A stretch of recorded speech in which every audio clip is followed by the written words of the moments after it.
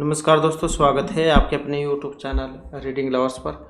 दोस्तों, आज की जो वीडियो में हम करने वाले हैं आपके हरियाणा में जो टीचर एलिजिबिलिटी जो टेस्ट है TST-PET-PRT 2024 वाला, तो आपके एग्जामों के लिए महत्वपूर्ण क्वेश्चन आज की वीडियो में हम यहाँ पर करने वाले हैं, जिसमें सबसे पहले जो हमारे बाल विकास एवं शिक्षा शास्त्र से जो महत्वपूर्ण क्वेश्चन आ जाते हैं, और इसके साथ ही जो एक और महत्वपूर्ण अपडेट रहेगी, जिसने भी हरियाणा में TST वैकेंसी वाला फॉर्म फिल किया था, तो इनका जो अब यहाँ पर मार्क्स जो है ये जारी हो चुके हैं। तो फाइनल मार्क्स यहाँ पर HSC के द्वारा जारी कर दिए हैं। किसी कैंडिडेट ने अपने मार्क्स अभी तक नहीं देखे हैं तो वाली वीडियो आपको इस वीडियो के अंत में मिल जाएगी। तो इसमें जाकर आप TGT वैकेंसी जो थी आपकी एडवर्टाइजमेंट 2023 वाली, तो उसके मार्क्स आप चेक कर सकते हैं।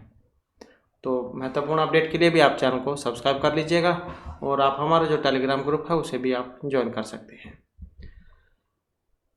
तो यहाँ पर आपको जो है एग्जाम में 1 से 30 तक के जो क्वेश्चन है वो बाल विकास एवं शिक्षण शास्त्र से देखने को मिलेंगे।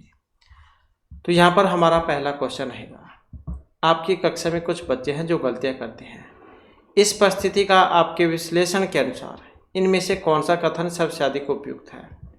आपकी कक्षा में अगर कुछ बच्चे गलतियाँ करते हैं तो बच्चों का बुद्धि स्तर निम्न है, बच्चों ने अभी तक संकल्पनात्मक स्पष्टता प्राप्त नहीं की है तथा आपको अपनी शिक्षण विधि पर चिंतन करने की आवश्यकता है।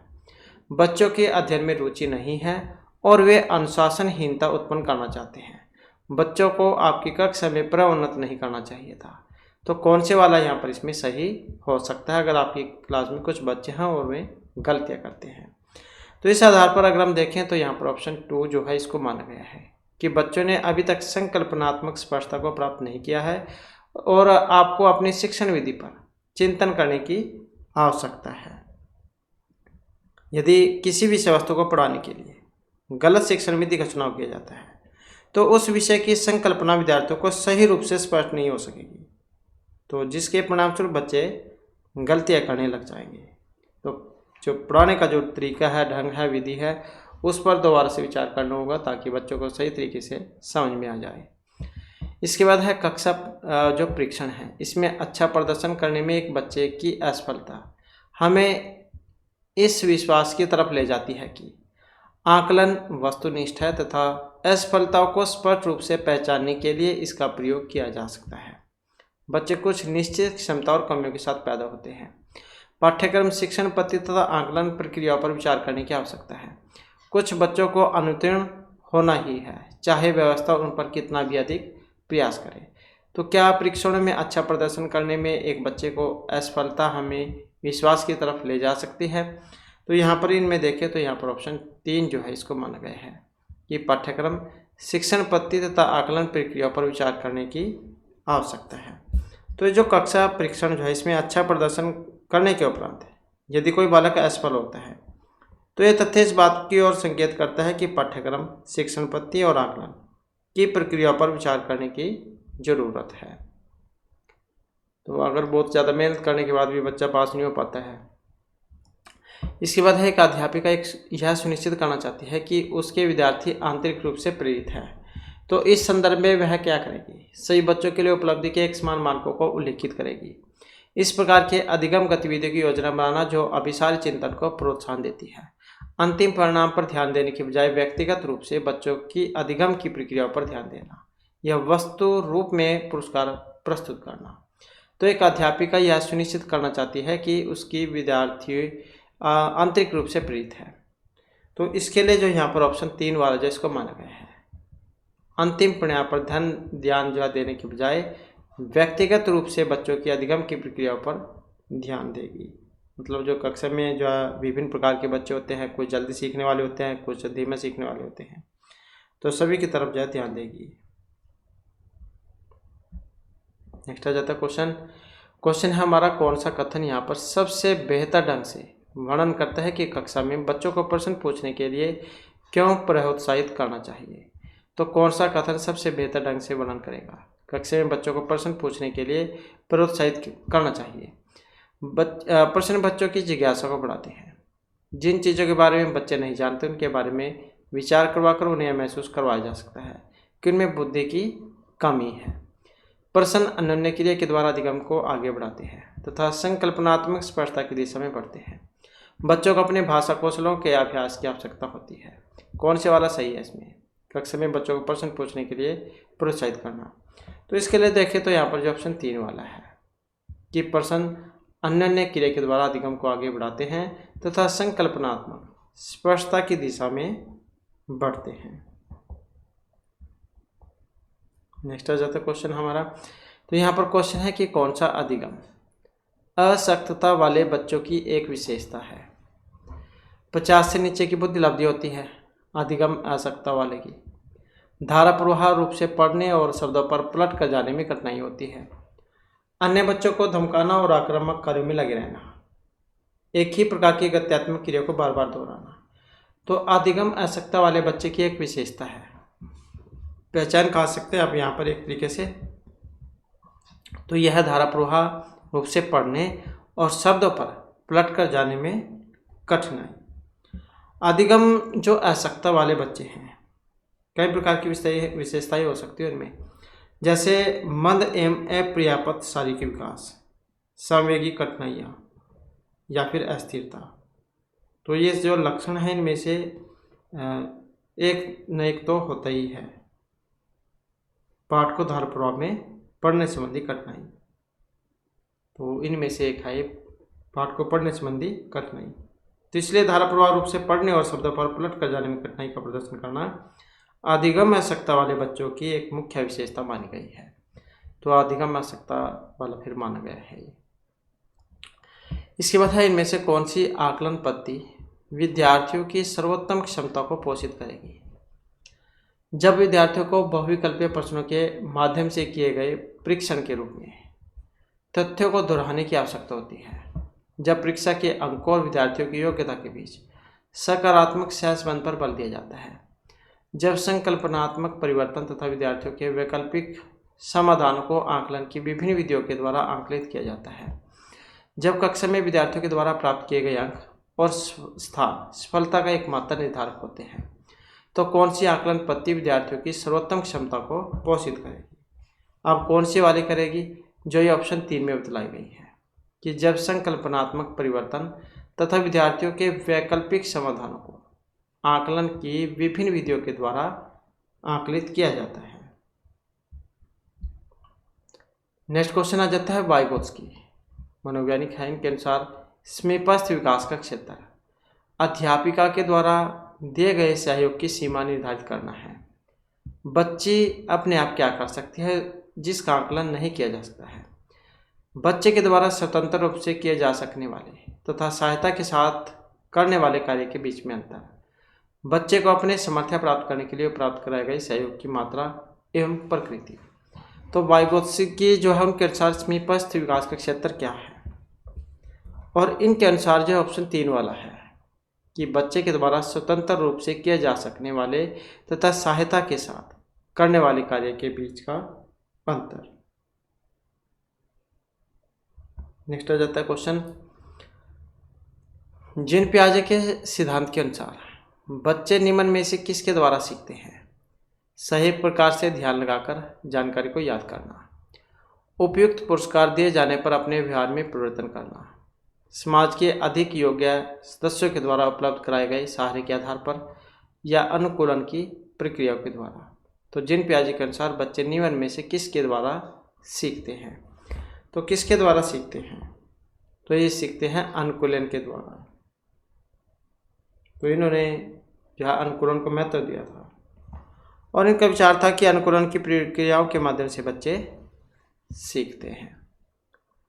अगला क्वेश्चन आ जाता है, जीन पियाजे अनुमोदन करते हैं कि पूर्व से क्रियात्मक बच्चे याद रखने में असमर्थ होते हैं। निम्नलिखित कारकों में से किसको उन्होंने इस असमर्थता के लिए जिम्मेदार ठहराया था। परिकल्पित निगमनात्मक तार्किकता की अयोग्यता, उस स्तर की अमूर्त तार्किकता की कमी, व्यक्तिगत कल्पिता तथा विचार की अनुत्क्रमणीयता। तो जीन पियाजे अनुमोदन करते हैं कि पूर्व से क्रियात्मक बच्चे याद रखने में असमर्थ होते हैं। तो निम्नलिखित कारकों में से किसको उन्होंने इस असमर्थता के लिए जिम्मेदार ठहराया था। तो इसके लिए जो ऑप्शन 4 वाला हमारा आंसर रहेगा। तो इसमें थी विचार की अनुत्क्रमणीयता, अर्थात पलट न सके। तो ये जो जिन प्याजेजन का ये विचार था कि पूर्व से क्रियात्मक अवस्था में बच्चे विचार की अनुक्रमणिकता के कारण याद रखने में असमर्थ होते हैं। 4 जो अवस्थाएं इन्होंने बताई थी, पहली जो इंद्रिय जनित गामक अवस्था थी, दूसरे नंबर की पूर्व, फिर पूर्व के बाद मूर्त और अमूर्त। इसके बाद है सामाजिकरण एक प्रक्रिया है मूल्य, विश्वासों तथा अपेक्षाओं को अर्जित करने की, मित्रों के साथ सामाजिक बनने की, घुलने मिलने तथा समायोजन की, एक समाज की संस्कृति की आलोचना करने सीखने की। तो सामाजिकरण एक प्रक्रिया है, कौन सी है? तो ये मानी गई है मूल्य, विश्वास तथा अपेक्षाओं को अर्जित करने की। अगला क्वेश्चन आ जाता है अनुसंधान। अनुसंधान से पता चलता है कि विद्यालय में अनेक स्तरों पर विभेदीकरण पाया जाता है। तो उच्च प्राथमिक स्तर पर इनमें से कौन सा विभेदीकरण का एक उदाहरण नहीं है? तो अनुसंधान से पता लगता है कि विद्यालय में अनेक स्तरों पर विभेदीकरण पाया जाता है। तो उच्च प्राथमिक स्तर पर कौन सा विभेदीकरण का एक उदाहरण नहीं है? बहुत से अध्यापक पढ़ाने के लिए केवल व्याख्यान विधि का प्रयोग करते हैं। अध्यापकों की निम्न सामाजिक आर्थिक प्रवेश से आए बच्चों से बहुत कम अपेक्षाएं होती हैं। मध्याह्न भोजन के दौरान अतिरिक्त बच्चों को अलग बैठाया जाता है। लड़कियों को गणित तथा विज्ञान विषयों को लेने के लिए प्रोत्साहित नहीं किया जाता है। तो यह अनुसंधान से पता लगता है कि विद्यालय में अनेक स्तर पर विभेदीकरण पाया जाता है और उच्च प्राथमिक स्तर पर इनमें से कौन सा विभेदीकरण का एक उदाहरण नहीं है? अब नहीं है, यह ऑप्शन 1 वाला है कि बहुत से अध्यापक पढ़ाने के लिए केवल व्याख्यान विधि का प्रयोग करते हैं। इसके बाद है एक अध्यापिका समाज के वंचित वर्गों से आए बच्चों की आवश्यकताओं के प्रति प्रभावशाली तरीके से प्रतिक्रिया द्वारा कर सकती है। अन्य बच्चों को वंचित वर्ग से आए बच्चों के साथ सहयोग करने के लिए कहना तथा विद्यालय के तरीकों को सीखने में उनकी सहायता करने के लिए कहना। वंचित वर्ग से आए बच्चों को विद्यालय के नियमों एवं अपेक्षाओं के प्रति संवेदनशील बनाना ताकि वे उनका अनुपालन करें। विद्यालय व्यवस्था तथा स्वयं के उन तौर तरीकों के बारे में विचार करना जिनसे पक्षपात एवं रूढ़िबद्धताएं झलकती हैं। उनके प्रताड़ित होने के अवसरों को कम करने के लिए यह सुनिश्चित करना कि बच्चे आपस में अनन्य क्रिया करने का मौका न पाए। तो एक अध्यापिका समाज के अगर वंचित वर्गों से आए बच्चों को आवश्यकताओं के प्रति प्रभावशाली तरीके से प्रतिक्रिया द्वारा कर सकती है। अब जो यहाँ पर ऑप्शन 3 में आए हैं कि विद्यालय व्यवस्था तथा स्वयं के उन तौर तरीकों के बारे में विचार करना जिनसे पक्षपात एवं रूढ़िबद्धताएं झलकती हैं।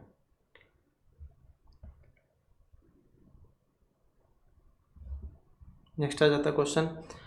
तो यहाँ पर क्वेश्चन है कि एक बहुसांस्कृतिक कक्षा कक्ष में एक अध्यापिका सुनिश्चित करेगी कि आकलन में निम्नलिखित में से सम्मिलित हो: अपने आकलन उपकरण की विश्वसनीयता तथा वैधता, अपने विद्यार्थियों की सामाजिक सांस्कृतिक पृष्ठभूमि, अधिगम के न्यूनतम स्तरों के लिए अनुपालन करते हुए विद्यालय प्रशासन की अपेक्षाओं को पूरा करना, आकलन उपकरण के मानकीकरण। तो एक बहुसांस्कृतिक कक्ष में एक अध्यापिका सुनिश्चित करेगी कि आकलन में क्या सम्मिलित हो। अब यहाँ पर अगर हम इनमें देखें तो जो ऑप्शन 2 है हमारा, इसको माना गया है कि अपने विद्यार्थियों की सामाजिक सांस्कृतिक पृष्ठभूमि।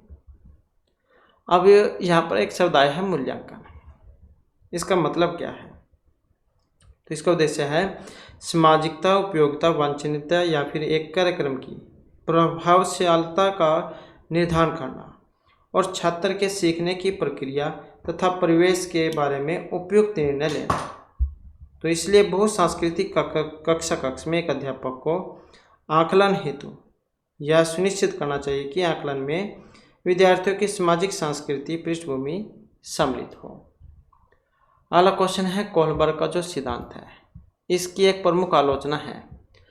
कोहलबर्ग ने बिना किसी अनुभूति मूलक आधार के सिद्धांत प्रस्तुत किए। कोहलबर्ग ने नैतिक विकास की स्पष्ट अवस्थाओं का उल्लेख नहीं किया। कोहलबर्ग ने प्रस्ताव दिया कि नैतिक तार्किकता विकासात्मक है। कोहलबर्ग ने पुरुषों और महिलाओं की नैतिक तार्किकता में सांस्कृतिक विभिन्नताओं को महत्व नहीं दिया। तो ये जो कोहलबर्ग जो है, इनके सिद्धांत की एक प्रमुख आलोचना क्या है? प्रमुख जो आलोचना है यहाँ पर जो ऑप्शन 4 में दी गई है। कोहलबर्ग ने पुरुषों और महिलाओं की नैतिक तार्किकता में सांस्कृतिक विभिन्नताओं को महत्व नहीं दिया, क्योंकि आलोचना है तो ये नहीं वाला यहाँ पर इसमें से आंसर माना गया है। अब इन्होंने सिद्धांत दिए थे अंतर्दृष्टि या सोच का सिद्धांत, जिसका जो आधार जो है ये अनुभूति मूलक था, और उन्होंने नैतिक तार्किकता तो विकासात्मक कहा था और नैतिक विकास की स्पष्ट अवधारणाओं को बताया, परंतु पुरुषों और महिलाओं की नैतिक तार्किकता में सांस्कृतिक विभिन्नताओं को महत्व नहीं देने के कारण उनकी आलोचना होती है। इसके बाद है इनमें से वाइगोत्स्की के द्वारा प्रस्तावित विकास तथा अधिगम के बीच संबंध का सर्वश्रेष्ठ रूप में सार प्रस्तुत करता है। अब ये विकास अधिगम से स्वाधीन है। अधिगम विकास समानांतर प्रक्रियाएं हैं। विकास प्रक्रियाएं अधिगम प्रक्रिया से पीछे रह जाती हैं। विकास अधिगम का समानार्थक है। तो ये जो वाइगोत्स्की जो है इनके द्वारा प्रस्तावित विकास तथा अधिगम के बीच संबंध का सर्वश्रेष्ठ रूप में सार कौन सा प्रस्तुत करेगा? अब यहाँ पर जिसमें प्रस्तुत कर रहा है जो ऑप्शन 3 में दिया गया है कि विकास प्रक्रिया अधिगम प्रक्रिया से पीछे रह जाती है। नेक्स्ट क्वेश्चन है हमारा, किस प्रकार से एक अध्यापिका बच्चों को बेहतर समस्या समाधानकर्ता बनाने में सहायता कर सकती है? बच्चों को अनेक प्रकार की समस्याओं का समाधान करने के मौके देना तथा उनका हल करते समय सहयोग देना, समस्याओं का समाधान करने के लिए वस्तु रूप में पुरस्कार देना, बच्चों को पाठ्य पुस्तक में समस्याओं का उत्तर देखने के लिए प्रोत्साहित करना, विद्यार्थियों के सामने प्रस्तुत सभी समस्याओं के सही समाधान उपलब्ध कराना। तो किस प्रकार से एक अध्यापिका बच्चों को बेहतर समस्या समाधानकर्ता बनाने में सहायता कर सकती है? और जो यहाँ पर ऑप्शन 1 में बताया गया है, बच्चों को अनेक प्रकार की समस्याओं का समाधान करने के मौके देना तथा उनका हल करते समय सहयोग देना, बच्चे को बेहतर समस्या समाधानकर्ता बनाने में सहायता करता है। अगला क्वेश्चन आ जाता है यहाँ पर, एक छात्रा एक प्रकरण में मुख्य बिंदुओं को रेखांकित करती है। एक प्रकरण में जो मुख्य बिंदु है उनको रेखांकित करती है, अंडरलाइन करती है, तो उसका एक दृश्यात्मक प्रस्तुतिकरण बनाती है तथा प्रकरण की समाप्ति पर अपने दिमाग में उत्पन्न होने वाले प्रश्नों को प्रस्तुत करती है। तो वह विचारों के संगठन के द्वारा अपने चिंतन को निर्देशित करने की कोशिश कर रही है। केंद्र बिंदु की विधि का प्रयोग करने की कोशिश कर रही है। अनुरक्षण पूर्वाभ्यास की रणनीति का प्रयोग करने की कोशिश कर रही है, या फिर प्रेक्षण अधिगम सुनिश्चित कर रही है। तो कौन सा काम किया जा रहा है यहाँ पर? और जो ऑप्शन 1 में बताया गया है, विचारों के संगठन के द्वारा अपने चिंतन को निर्देशित करने की यहाँ पर कोशिश कर रही है। इसके बाद नेक्स्ट आ जाता है, तो यहाँ पर क्वेश्चन है कि एक शिक्षार्थी केंद्रित कक्ष में अध्यापिका करेगी अधिगम को सुगम बनाने के लिए बच्चों को एक दूसरे के साथ अंकों के लिए मुकाबला करने हेतु प्रोत्साहित, मुख्य तथ्यों की व्याख्या करने के लिए व्याख्यान पद्धति का प्रयोग करना और बाद में शिक्षार्थियों को उनकी सजगता के लिए आकलन करना, वे अपने विद्यार्थियों से जिस प्रकार की अपेक्षा करते हैं उसे प्रदर्शित करना और तब बच्चों को वैसा करने के लिए दिशा निर्देश देना। इस प्रकार की पद्धतियों को नियोजित करना जिसमें शिक्षार्थी अपने स्वयं के अधिगम के लिए पहल करने में प्रोत्साहित हो। तो एक शिक्षार्थी केंद्रित कक्ष में अध्यापिका क्या करेगी? और जो यहाँ पर ऑप्शन 4 में है, तो इस प्रकार की पद्धतियों को नियोजित करना जिसमें शिक्षार्थी अपने स्वयं के अधिगम के लिए पहल करने में प्रोत्साहित हो। नेक्स्ट आ जाता है क्वेश्चन, इस पर अत्यधिक वाद विवाद होता है कि क्या लड़कों एवं लड़कियों में योग्यताओं का विशेष समूह उनके आनुवंशिक घटकों के कारण होता है। तो इस संदर्भ में निम्नलिखित में से आप सबसे अधिक किससे सहमत हैं? लड़कियों को सेवा भाव के लिए सामाजिक रूप से तैयार किया जाता है, जबकि लड़कों को रोने जैसा संवेग प्रदर्शित करने के लिए हतोत्साहित किया जाता है। लड़के सेवा भाव वाले नहीं हो सकते क्योंकि वे जन्म से इस प्रकार के होते हैं। यौवन आरंभ के बाद लड़के और लड़कियां एक साथ नहीं खेल सकती क्योंकि उनकी अभिरुचियां पूर्णतः विपरीत होती हैं। सभी लड़कियों में कला विषयों के लिए अंतर्निहित प्रतिभा होती है, जबकि लड़के आक्रामक खेलों में बेहतर प्रदर्शन के लिए आनुवंशिक रूप से तैयार होते हैं। तो इस पर अत्यधिक विवाद होता है कि क्या लड़के और लड़कियों में योग्यताओं का विशेष समूह उनके आनुवंशिक घटकों के कारण होता है। तो किससे सहमत है आप यहाँ पर अगर हम देखें तो जो ऑप्शन 1 में बतलाए गए हैं, लड़कियों को सेवा भाव के लिए सामाजिक रूप से तैयार किया जाता है, जबकि लड़कों को रोने जैसा संवेग प्रदर्शित करने के लिए हतोत्साहित किया जाता है। तो परिवार एवं समाज बालकों के समाजीकरण की प्रथम पाठशाला है और सामान्यतः लड़कियों को सेवा भाव के लिए तैयार किया जाता है और लड़कों को शक्तिशाली बनने के लिए रोने जैसे संवेगों से उन्हें दूर रखने का प्रयास किया जाता है। तो इसलिए लड़कों एवं लड़कियों में योग्यताओं का विशेष समूह उनके आनुवंशिक घटकों के कारण होता है। अगला क्वेश्चन है हावर्ड गार्डनर का जो बहुबुद्धि सिद्धांत है, इनके अनुसार वह कारक जो व्यक्ति के आत्मबोध हेतु सर्वाधिक योगदान देगा, संगीत में है, अंतर्व्यक्तिक, भाषा विषयक या आध्यात्मिक। तो गार्डनर जो है इनका जो बहुबुद्धि सिद्धांत है कि ये सिद्धांत भी आपके एग्जाम में पूछे जाते हैं, तो महत्वपूर्ण यहाँ पर क्वेश्चन है। तो इनके अनुसार जो है यहाँ पर अंतर्व्यक्तिक इसमें माना गया है। तो गार्डनर का जो बहुबुद्धि सिद्धांत है इनके अनुसार व्यक्ति के आत्मबोध हेतु अंतर्व्यक्तिक कारक सबसे अधिक महत्वपूर्ण होगा। अगला क्वेश्चन है इनमें से कौन सा बाल विकास का एक सिद्धांत है?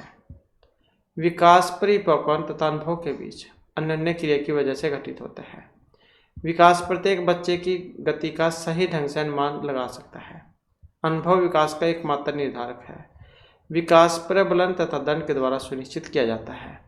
तो यहाँ पर बाल विकास का एक सिद्धांत है। अब देखिए तो जो ऑप्शन 1 में बतलाया गया है कि विकास परिपक्वन तथा अनुभव के बीच अनन्य क्रिया की वजह से घटित होता है। नेक्स्ट आ जाता है क्वेश्चन हमारा।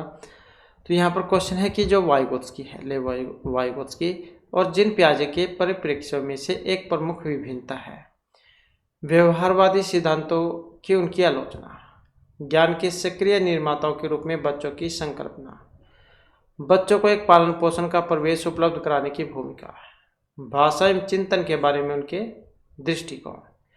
तो लेव वाइगोत्स्की और जीन पियाजे के परिप्रेक्ष्यों में से एक प्रमुख जो विभिन्नता है ये मानी गई है ऑप्शन 4 वाली, भाषा एवं चिंतन के बारे में उनका दृष्टिकोण।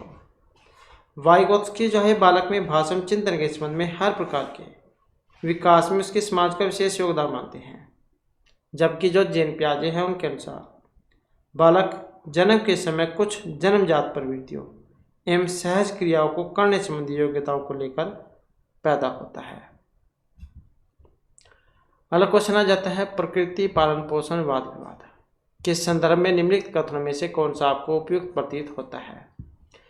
एक बच्चे खाली स्लेट के समान होता है जिसका चित्त प्रवेश के द्वारा किसी भी आकार में ढाला जा सकता है। बच्चे आनुवंशिक रूप से उस तरफ प्रवृत्त होते हैं जिस तरफ होना चाहिए और इससे कोई फर्क नहीं पड़ता कि वे किस प्रकार के प्रवेश में पल बढ़ रहे हैं। एक बच्चे के व्यवहार का निर्धारण करने में परिवेशीय प्रभाव का बहुत कम महत्व होता है। वह प्राथमिक रूप में आनुवंशिक रूप से निर्धारित होते हैं। वंशानुक्रम तथा प्रवेश अभिन्न रूप से एक दूसरे से गुथे हुए हैं और दोनों विकास को प्रभावित करते हैं। तो प्रकृति पालन पोषण वाद विवाद के संदर्भ में कौन से वाली बात यहाँ पर सही है? अब सही बात जो है यहाँ पर ऑप्शन 4 वाली दिख रही है कि वंशानुक्रम तथा प्रवेश अभिन्न रूप से एक दूसरे से गुथे हुए हैं और दोनों विकास को प्रभावित करते हैं। नेक्स्ट आ जाता है क्वेश्चन हमारा। तो यहाँ पर क्वेश्चन है इनमें से आप किससे सहमत हैं? अधिगम पूर्ण रूप से बाह्य उद्दीपन के द्वारा नियंत्रित होता है। अधिगम एक सामाजिक सांस्कृतिक परिवेश में घटित होता है। अधिगम तब तक घटित नहीं हो सकता जब तक कि इसका अंकों के रूप में बाह्य रूप से आकलन न कर लिया जाए। अधिगम केवल तभी होगा यदि वह व्यवहार में स्पष्ट होता है। तो आप किससे सहमत हैं यहाँ पर? और जो ऑप्शन 2 में दिया गया है कि अधिगम एक सामाजिक सांस्कृतिक परिवेश में घटित होता है। अधिगम जो है ये एक जीवन पर्यंत चलने वाली प्रक्रिया है और अधिगम पर बाह्य और आंतरिक उद्दीपन का प्रभाव पड़ता है। अधिगम पर समाज एवं उसके पर्यावरण का भी प्रभाव पड़ता है। अधिगम एक सामाजिक सांस्कृतिक परिवेश में घटित होता है, मतलब जो परिवार है या उनका आस पड़ोस का जो माहौल है तो उसका एक बच्चे के ऊपर जरूर प्रभाव पड़ता है। इसके बाद आ जाता है समावेशी शिक्षा के पीछे मूल आधार यह है कि समाज में विभिन्नता है और विद्यालयों को इस विभिन्नता के प्रति संवेदनशील होने के लिए समावेशी होने की आवश्यकता है। प्रत्येक बच्चे के निष्पादन के लिए मानक एक समान तथा मानकीकृत होने चाहिए। हमें विशेष आवश्यकता वाले बच्चों के ऊपर दया करने की आवश्यकता है और सुविधाओं तक उनकी पहुंच होनी चाहिए। विशेष आवश्यकता वाले बच्चों के लिए अलग विद्यालयों की व्यवस्था करना लागत प्रभावी नहीं है।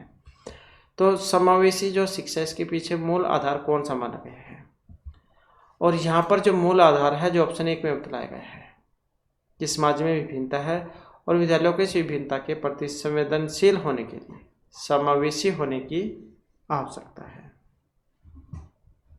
नेक्स्ट आ जाता है क्वेश्चन।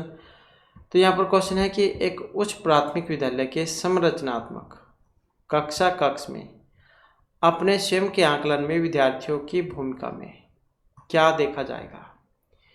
एक विस्तृत दिशा निर्देश बनाना कि किस प्रकार से विद्यार्थियों की उपलब्धि तथा कक्षा में प्रतिष्ठा को अंकों के साथ सहसंबद्ध किया जाएगा। शिक्षण अधिगम में आकलन की भूमिका को नकारना। विद्यार्थी अपने आकलन के एकमात्र निर्धारक होंगे या विद्यार्थी अध्यापक के साथ आकलन करने के लिए योजना बनाएगा। तो एक उच्च प्राथमिक विद्यालय के संरचनात्मक कक्ष में अपने स्वयं के आकलन में विद्यार्थियों की भूमिका में क्या देखा जाएगा, और जो यहाँ पर ऑप्शन 4 में बतलाया गया है विद्यार्थी अध्यापक के साथ आकलन के लिए योजना बनाएंगे। तो उच्च प्राथमिक विद्यालय के संरचनात्मक कक्ष में विद्यार्थी अध्यापक के साथ आकलन करने के लिए योजना बनाकर स्वयं के आकलन में विद्यार्थी अपनी भूमिका का निर्वहन कर सकते हैं। इसके बाद जो हमारा क्वेश्चन आ जाता है यहाँ पर, निम्नलिखित में से कौन सा तरीका अध्यापिका के द्वारा एक सृजनात्मक बच्चे की पहचान करने के लिए सर्वाधिक उपयुक्त होगा। यह अवलोकन करना कि बच्चे समूह कार्यों में साथियों के साथ किस प्रकार से प्रतिक्रिया करते हैं। बच्चे का विस्तृत रूप से अवलोकन करना, विशेष रूप से उसमें जब वह समस्याओं को हल करता है। मानकीकृत बुद्धि परीक्षणों को देना या वस्तुनिष्ठ प्रकार के परीक्षणों को देना। तो कौन सा तरीका अध्यापिका के द्वारा एक सृजनात्मक बच्चे की पहचान करने के लिए सर्वाधिक उपयुक्त होगा। अब इसमें देखें तो जो यहाँ पर ऑप्शन 2 में बतलाया गया है बच्चे का विस्तृत रूप से अवलोकन करना और विस्तृत रूप से उस समय जब वह समस्याओं को हल करता है। नेक्स्ट आ जाता है क्वेश्चन। तो यहाँ पर हमारा क्वेश्चन है कि उच्च प्राथमिक विद्यालय की गणित अध्यापिका के रूप में आप विश्वास करती हैं कि विद्यार्थियों की गलतियाँ उनके चिंतन में अंतर्दृष्टि उपलब्ध कराती है। विद्यार्थियों को कार्यविधि ज्ञान को जानने की आवश्यकता होती है, चाहे वे संकल्पनात्मक आधार नहीं समझते हों। उच्च प्राथमिक विद्यालय के सभी बच्चों में गणित पढ़ने की योग्यता नहीं होती है। लड़के गणित को बिना अधिक प्रयास किए सीख जाएंगे क्योंकि उनकी जन्मजात विशेषता है तथा आपको लड़कियों के ऊपर अधिक ध्यान देने की आवश्यकता है। तो उच्च प्राथमिक विद्यालय की गणित अध्यापिका के रूप में आप किस पर विश्वास करेंगे, और जो यहाँ पर ऑप्शन 1 में आया है विद्यार्थियों की जो गलती है उनके चिंतन में अंतर्दृष्टियाँ उपलब्ध कराती है। इसके बाद है इन कथनों में से आप किससे सहमत हैं। एक बच्चा अनुत्तीर्ण होता है क्योंकि सरकार विद्यालयों में पर्याप्त प्रौद्योगिकी संसाधन प्रदान नहीं कर रही है। एक बच्चे की असफलता मुख्य रूप से माता पिता की शिक्षा तथा आर्थिक स्तर में कमी के कारण है।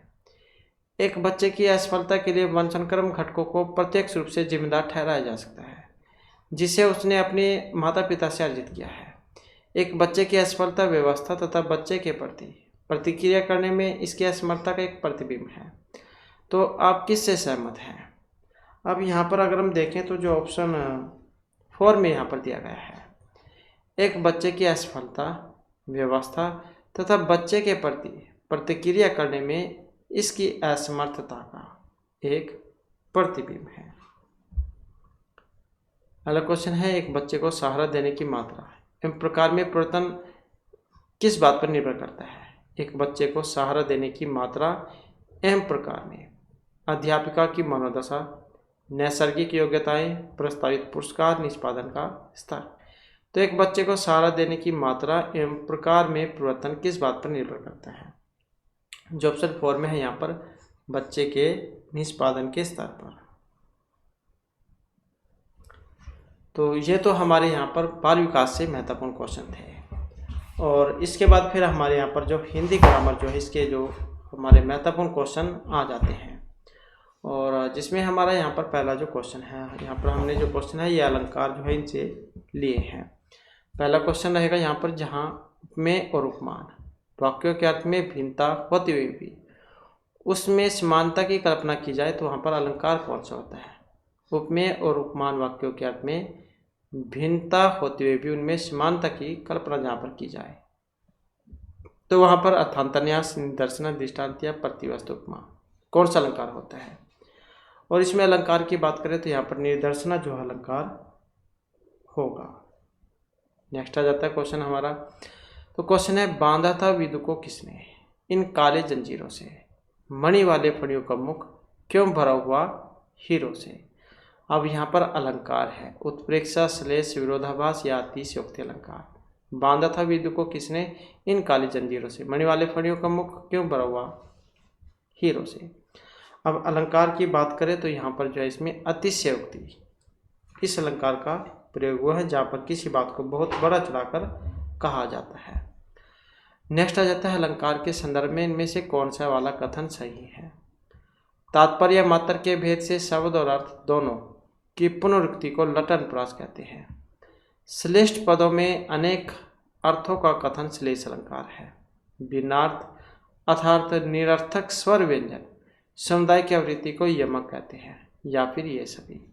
तो कौन से वाला सही है इसमें? और सही जाइए सभी के सभी यहाँ पर माने गए हैं। इसके बाद है, कबीरा सोई पीर है, जे जाने पर पीर, जे पर पीर न जानिए सो काफिर बेपीर। यहाँ पर जो पंक्तियाँ इनमें अलंकार है, श्लेष है, रूपक, पुनरुक्ति या यमक अलंकार। और इसमें अलंकार की बात करें तो यमक यहाँ पर अलंकार है जहाँ एक ही शब्द एक से अधिक बार आए और उसके अर्थ भी अलग अलग निकलते हों तो वहाँ पर यमक अलंकार होता है। नेक्स्ट आ जाता है, मोम सा तन घुल चुका, अब दीप सा मन जल चुका है। ये जो पंक्तियाँ हैं इसमें अलंकार है। मोम सा तन घुल चुका, अब दीप सा मन जल चुका है। पूर्ण उपमा, लुप्त, रसन उपमा या माल उपमा। और यहाँ पर हम अलंकार की बात करें तो पूर्ण उपमा यहाँ पर इसमें अलंकार है। मोम तन, ये मोम क्या है? उपमान, और तन उपमेय है। इसी प्रकार से दीप उपमान है, मन उपमेय है। तो पूर्ण उपमा अलंकार का उदाहरण है। इसके बाद है, जिस पंक्ति या जिन पंक्तियों में एक ही उच्चारण स्थान से उच्चरित होने वाले वर्णों की आवृत्ति होती है तो वहाँ पर अलंकार होता है। एक ही उच्चारण स्थान से उच्चरित होने वाले वर्णों की आवृत्ति होती है। तो यहाँ पर अलंकार की हम बात करें तो छेका, वृत्ति, लाटा या श्रुति कौन से वाला अलंकार होता है? तो यहाँ पर जो इसमें अलंकार है श्रुति अनुप्रास अलंकार। तो जिस पंक्ति या जिन पंक्तियों में एक ही उच्चारण स्थान से उच्चरित होने वाले वर्णों की आवृत्ति होती है तो वहाँ पर श्रुति अनुप्रास अलंकार होगा। नेक्स्ट क्वेश्चन है हमारा, जिस पंक्ति या जिन पंक्तियों में समानार्थक शब्द या वाक्यांशों की आवृत्ति हो परंतु अर्थ में अंतर हो तो वहाँ पर अलंकार होगा। तो जिस पंक्ति या जिन पंक्तियों में समानार्थक शब्दों या वाक्यांशों की आवृत्ति हो परंतु अर्थ में अंतर हो तो छेका, श्रुति, लाटा या वृत्ति कौन से वाला अनुप्रास अलंकार होगा? तो वहाँ पर जो अलंकार माना गया है लाटा अनुप्रास अलंकार वहाँ पर होगा जब समानार्थक शब्द या वाक्यों की आवृत्ति हो परंतु अर्थों में भिन्नता हो। इसके बाद है जहाँ एक शब्द के साथ अनेक अर्थ चिपके रहते हैं तो वहाँ पर अलंकार कौन सा होता है? अनुप्रास वक्रोक्ति श्लेष या यमक अलंकार। जहाँ एक शब्द के साथ अनेक अर्थ चिपके रहते हैं तो वहाँ पर जो है श्लेष अलंकार होता है। रहीमान पानी राखिए बिन पानी सब सून, पानी गए न उभरे मोती मानुष चूम। तो श्लेष यहाँ पर अलंकार है। इसके बाद है नहीं पराग नहीं मधुर, मधु नहीं विकास यही काल, अली कली हो सो बांध्यो आगे कौन हवाल। ये जो पंक्तियां है यहाँ पर अलंकार है, संदेह रूपक, अन्योक्ति या अतिशयोक्ति। और इन पंक्तियों में जो यहाँ पर अलंकार माना गया है तो अन्योक्ति अलंकार का यहाँ पर प्रयोग हुआ है, जहाँ अप्रस्तुत कथन के माध्यम से प्रस्तुत का बोध हो, अर्थात कोई बात सीधे न कहकर किसी के सहारे कही जाए तो वहाँ पर अन्योक्ति अलंकार होता है। नहीं पराग नहीं मधुर, मधुर नहीं विकासी काल, अली कली ही से बंध्यो आगे कौन हवा। नेक्स्ट आ जाता है यहाँ पर हमारा क्वेश्चन, इनमें सही है कारण के अभाव में कार्य की उत्पत्ति का होना विभावना अलंकार होता है। कारण के अभाव में कार्य की उत्पत्ति का वर्णन होना। प्रस्तुत में अप्रस्तुत दोनों का एक धर्म से संबंध दीपक अलंकार है। उपमेय में उपमान की संभावना उत्प्रेक्ष अलंकार है, या फिर ये सभी सही है। तो इनमें जो है इन सभी को सही माना गया है। कारण के अभाव में कार्य की उत्पत्ति विभावना अलंकार, प्रस्तुत और अप्रस्तुत दोनों का एक ही धर्म से संबंध दीपक अलंकार, उपमेय में उपमान की संभावना उत्प्रेक्षा अलंकार होता है। इसके बाद क्वेश्चन है इस करुणाकलित हृदय में अब विकल रागनी बसती। इस पंक्ति में करुणाकलित अभिव्यक्ति में कौन सा अलंकार है? इस करुणाकलित हृदय में अब विकल रागनी बसती, तो करुणाकलित अभिव्यक्ति में अलंकार है अंत्यनुप्रास, श्रुति, लाटा या छेक अनुप्रास। अब यहाँ पर हम अनुप्रास जो अलंकार है इसकी बात करें तो ऑप्शन रहेगा डी वाला। तो छेक का यहाँ पर अनुप्रास है इसमें, जहाँ स्वरूप और क्रम से अनेक व्यंजनों की आवृत्ति एक बार हो तो वहाँ पर होगा छेक अनुप्रास अलंकार। इसके बाद है छिपा रही घूंघट में सुंदरी, क्या अपना आनंद हो, आनंद सा ही चंदर चमकता ऊपर फेर नैनन तो। इन पंक्तियों में यहाँ पर अलंकार है उल्लेख, प्रतीप, अन्वय या दृष्टांत अलंकार।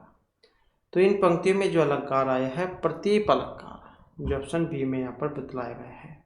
जब उपमेय की तुलना में उपमान को हीन, लज्जित या फिर पराजित दिखाया जाता है।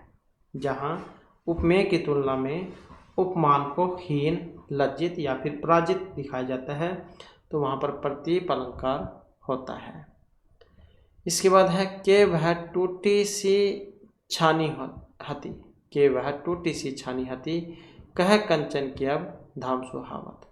इन पंक्तियों में अलंकार है यमक, उपमा, रूपक या श्लेष। तो यहाँ पर हम बात करें तो इसमें रहेगा उपमा अलंकार। समान, धर्म, स्वभाव, शोभा, गुण आदि के आधार पर जहाँ एक वस्तु की तुलना दूसरी वस्तु से की जाती है तो वहाँ पर उपमा अलंकार होता है। नेक्स्ट आ जाता है चरण कमल बंदो हरि राई। वेरी वेरी इंपॉर्टेंट पंक्तियाँ है यहाँ पर ये। इन पंक्तियों में अलंकार है उपमा, श्लेष, रूपक या उत्प्रेक्षा। चरण कमल बंदो हरि राई। तो इन पंक्तियों में जो अलंकार है इसका नाम है रूपक, जहाँ उपमेय पर उपमान का आरोप कर उनकी एक रूपता का प्रतिपादन किया जाता है तो वहाँ पर होता है रूपक अलंकार। जहाँ पर मतलब यहाँ पर जो है उपमेय उपमान का रूप धारण कर लेता है। यहाँ पर उपमेय उपमान का रूप धारण कर लेता है, जैसे चरण कमल बंधो हरि राई।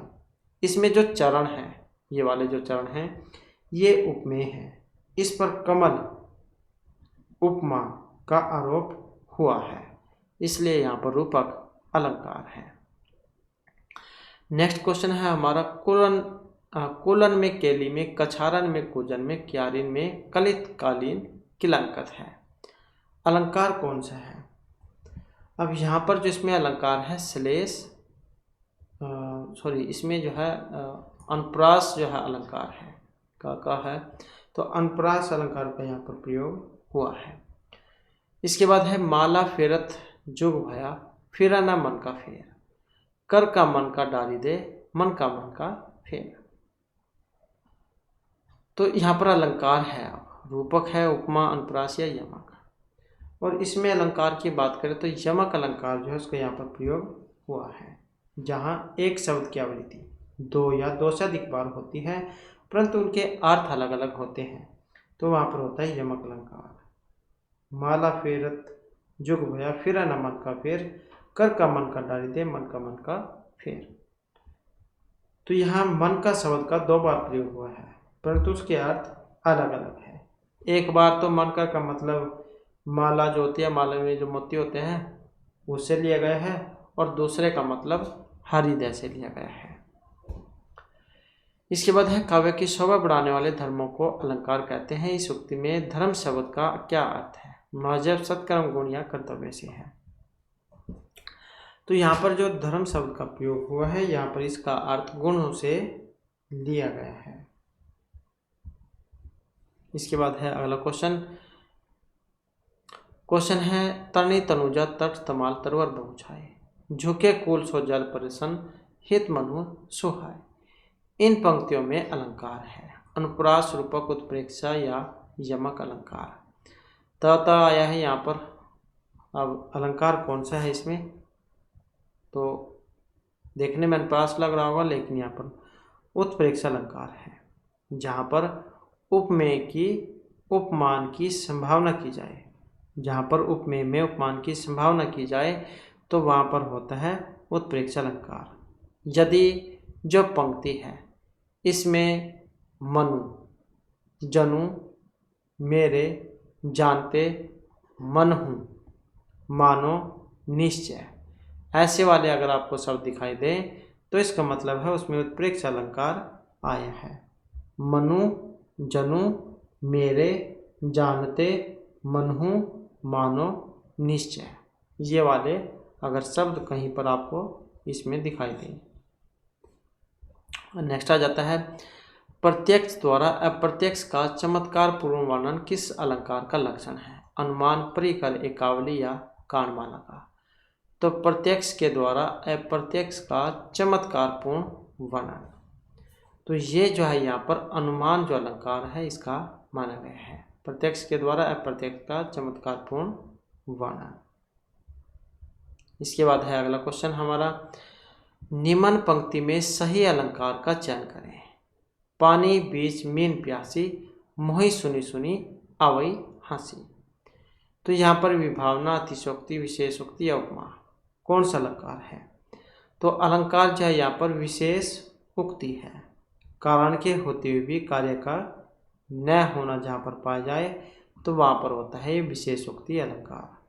यहाँ मछली के पानी में रहते हुए भी मछली के प्यासे होने की बात कही गई है, इसलिए यहाँ पर विशेषोक्ति अलंकार का प्रयोग हुआ है।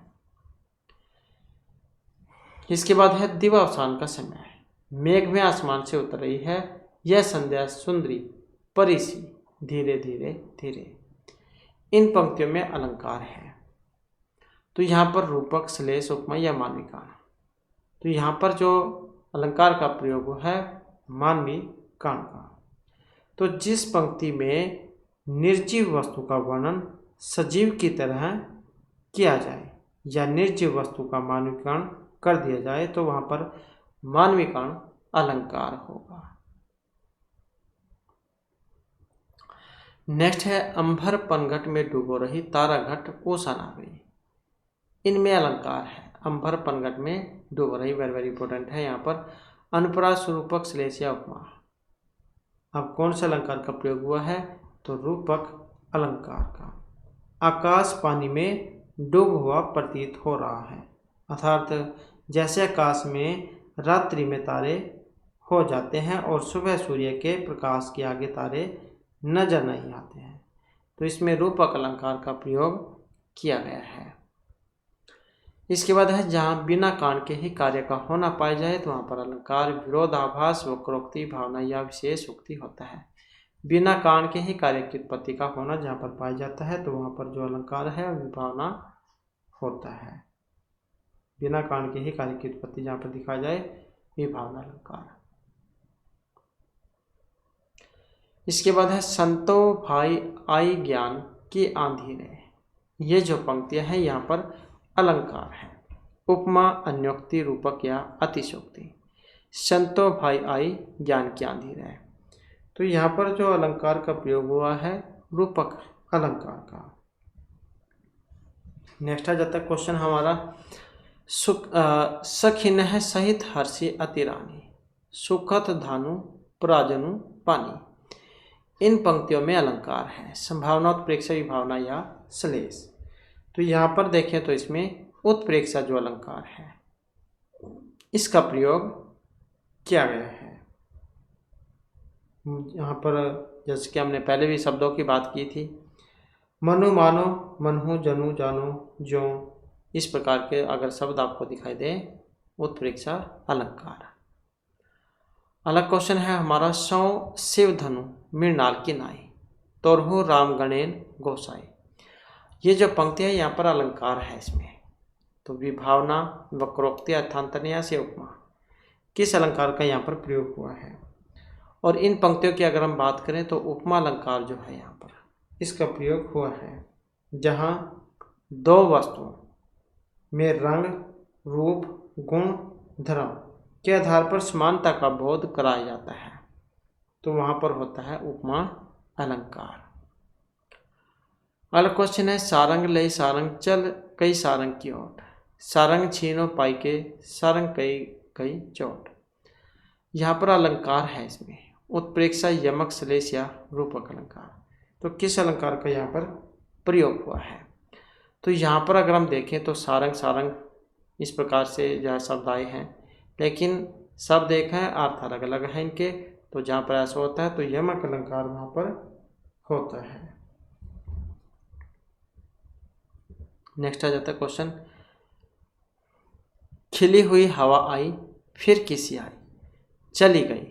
यहाँ पर अलंकार है खिली हुई हवा आई फिर किसी आई चली गई। तो उपमा, संभावना, अनुप्रास, उत्प्रेक्षा कौन सा अलंकार है। तो यहाँ पर अगर हम देखें तो उपमा अलंकार का प्रयोग इसमें किया गया है। जब एक वस्तु की तुलना दूसरे वस्तु से की जाए तो उसे उपमा अलंकार कहा जाएगा। अगला क्वेश्चन आ जाता है, पापी मनुज भी आज मुख से राम नाम निकालते। इन पंक्तियों में अलंकार है विरोधाभास, विभावना, दृष्टांत या फिर उदाहरण। पापी मनुज भी आज मुख से राम नाम निकालते हैं। तो यहाँ पर बात करें तो विरोध का आभास यहाँ पर हमें हो रहा है। पापी मनुज भी आज मुख से राम नाम निकालते हैं। अगला क्वेश्चन आ जाता है, निम्नलिखित में से किस अलंकार का प्रयोग हुआ है। यहाँ पर माला फेरा चुप गया, फिरा न मन का फेर, कर का मन का डाली दे, मन का फेर। तो यहाँ पर आप समझ गए होंगे, अभी आए भी था तो यमक अलंकार है। इसके बाद है बंदौ कुरु पदम पद पदम परागा, अलंकार कौन सा है। तो इसमें अलंकार की बात करें तो यहाँ पर अनुप्रास जो अलंकार है उसका प्रयोग हुआ है। नेक्स्ट आ जाता है, निम्नलिखित में से किन काव्य पंक्ति या फिर पंक्तियों में अनुप्रास अलंकार नहीं है। चारों चंद्र की चंचल किरणें खेल रही है जलथल में, पूत सपूत तो क्यों धन संचय, पूत का पूत तो क्यों धन संचय, कनक कनक ते सोगुणी बिन मादकता दिखाए, बंद गुरु पदम पुदम परागा, सुरुचि सुहास सरस अनुरागा। और इस प्रकार का जो क्वेश्चन है ये महत्वपूर्ण हो जाता है क्योंकि ये दो ऑप्शन जो आपको यहाँ पर देखने को मिलेंगे, तो कौन से वाला इसमें सही हो सकता है। अब यहाँ पर जो इसमें सही जो माना गया है ऑप्शन ए जो है, बी और सी। तो इसी में क्या है, यमक जो, क्योंकि यहाँ पर यमक अलंकार का प्रयोग हुआ है तो अनुप्रास अलंकार इसमें नहीं है। अगला क्वेश्चन आ जाता है हमारा यहाँ पर, कनक कनकते सौगुनी बिन मादकता दिखाए। तो अब ये आया था ये, तो कौन सा अलंकार है? यमक अलंकार। नेक्स्ट आ जाता है यहाँ पर मिलान करने का। तो आपको बात से मिलान करना है। यहाँ पर मिलान करने में अगर हम देखें तो यहाँ पर जो है इसमें हमारा आंसर ऑप्शन सी वाला हो जाएगा। तो जैसे भूषण बिनु न बिर जाए, तो किस अलंकार का प्रयोग हुआ है यहाँ पर? श्लेष अलंकार का। भूषण बिनु न बिर जाए कविता बनीता मित। तो कौन सा अलंकार है? श्लेष अलंकार। हरिपद कोमल कोमल कमल से, हरिपद कोमल कमल से, तो यहाँ पर कौन सा अलंकार है? तो यहाँ पर है उपमा अलंकार। चरण कमल बंदो हरिराई, किस अलंकार का प्रयोग हुआ है? तो यहाँ पर जो है इसमें रूपक जो अलंकार है इसका प्रयोग हुआ है। काली घटा का गमन घटा, तो कौन सा अलंकार है? तो यहाँ पर अलंकार की बात करें तो यमक जो यहाँ पर अलंकार है इसका प्रयोग किया गया है। तो वेरी वेरी इंपॉर्टेंट है ये क्वेश्चन। इसके बाद है जहाँ उपमेय पर उपमान का आरोप हो तो वहाँ पर कौन सा अलंकार होता है? तो अलंकार की अगर हम बात करें तो कौन सा होगा?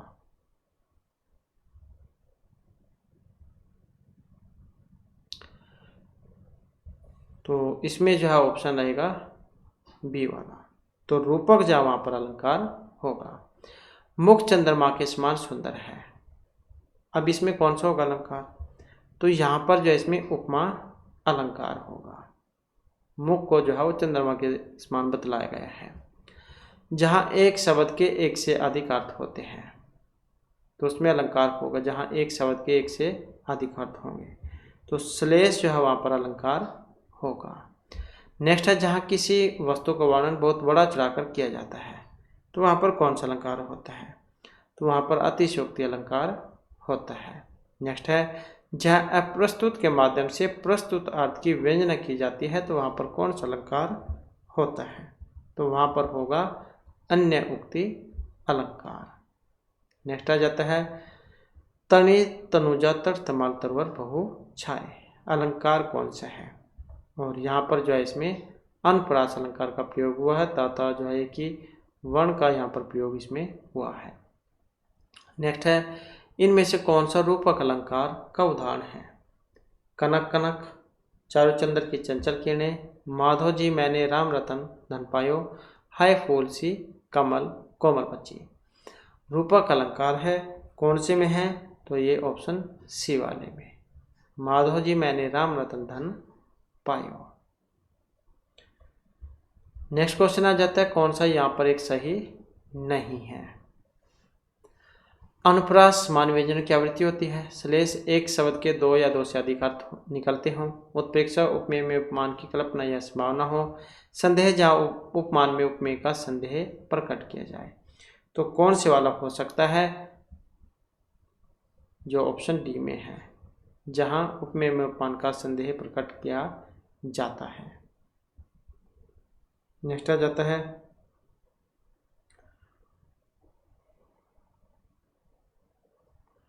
निम्नलिखित प्रश्न में चार विकल्पों में से वो सही विकल्प का चयन करें जो दिए गए पद्य के उचित अलंकार रूप का सबसे अच्छा विकल्प है। रघुपति राघव राजा राम। अब यहाँ पर जो इसमें सही जो उदाहरण है वो कौन सा? ऑप्शन ए वाला। तो यहाँ पर जो है इसमें अनुप्रास अलंकार रहेगा। पहला क्वेश्चन है निम्नलिखित में से चार विकल्पों में से वो सही विकल्प का चयन करें जो दिए गए पद के उचित अलंकार रूप का सबसे अच्छा विकल्प हो। तनि तनुजा तट तमाल तरवर बहु छाए, तो कौन सा है? अनुप्रास अलंकार। काली घटा का गमन घटा, कौन सा अलंकार है यहाँ पर? तो इसमें है यमक अलंकार। इसके बाद है कौन सा यहाँ पर शब्द अलंकार है? शब्द, क्योंकि अलंकार को दो श्रेणी में रखा गया है, शब्द अलंकार और अर्थ अलंकार। तो शब्द अलंकार कौन से हैं यहाँ पर? जो ऑप्शन डी में है। तो इसमें अनुप्रास, यमक, श्लेष। अनुप्रास श्लेष, ये वाले आ जाएंगे। नेक्स्ट है मुदित मनोहर मानस देखा। यहाँ पर अलंकार कौन सा है? मुदित मनोहर मानस देखा। तो यहाँ पर जो है इसमें अनुप्रास अलंकार का प्रयोग हुआ है। इसके बाद है कहते हुए योग पार्थ के 2 बूंद आंसू गिर पड़े, मानो हुए 2 सीपियों से व्यक्त 2 मोती पड़े। किस अलंकार का प्रयोग हुआ है यहाँ पर? प्रतीप वक्रोक्ति श्लेष उत्प्रेक्षा का। तो यहाँ पर देखें तो इसमें जो है उत्प्रेक्षा अलंकार का प्रयोग हुआ है। कहते हुए योग पार्थ के 2 बूंद आंसू गिर पड़े, मानो हुए 2 सीपियों से व्यस्त 2 मोती पड़े।